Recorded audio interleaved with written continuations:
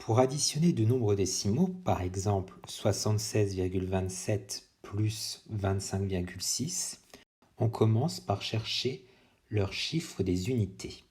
Dans 76,27, le chiffre des unités, c'est 6, tandis que dans 25,6, le chiffre des unités, c'est 5. Nous allons maintenant pouvoir poser l'addition en faisant bien attention à aligner ensemble les unités, ensemble les dizaines, ensemble les centaines, et dans la partie décimale, on va bien aligner ensemble les dixièmes et les centièmes.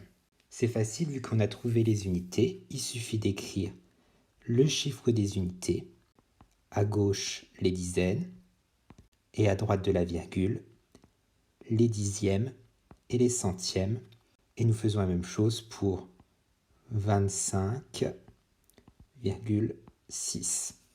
Notre calcul est bien posé. Les unités sont ensemble, les dizaines ensemble, les dixièmes ensemble et les centièmes ensemble. C'est pour ça que lorsque l'on pose une addition avec des nombres décimaux, on dit qu'il faut aligner les virgules. Pour que le calcul soit plus simple, nous allons remplir ici le trou que nous avons avec un 0.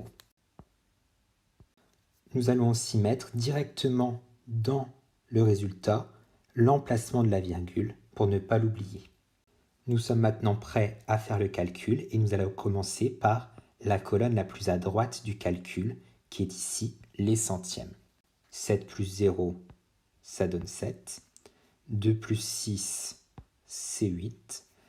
6 plus 5, 11, donc 1 et je reporte le 1. 1 plus 7, 8, plus 2, 10, je mets le 0. Le report dans les centaines et une centaine. Le résultat de notre calcul, c'est donc 101,87. Deuxième exemple, 124,9 plus 1,72. J'identifie le chiffre des unités dans chacun des nombres. Pour 124,9, c'est le 4 et pour 1,72, les unités, c'est le 1. Je pose maintenant mon calcul en faisant bien attention d'aligner les centaines ensemble, les dizaines ensemble, les unités ensemble, les virgules, mais aussi les dixièmes et les centièmes. Donc je commence 124,9. En dessous, la virgule sera au même endroit, ainsi que dans le résultat. Donc je peux les mettre directement. Et 1,72. Pour rendre le calcul plus simple, je complète ici par un 0. Je peux maintenant faire mon calcul en commençant toujours par la colonne la plus à droite. 0 plus 2, ça nous donne 2. 9 plus 7, ça fait 16, donc je mets le 6. Et dans les unités, je vais mettre mon report. 1 plus 4, 5, plus 1, 6. Dans les dizaines, j'ai 2. Et dans les centaines, 1.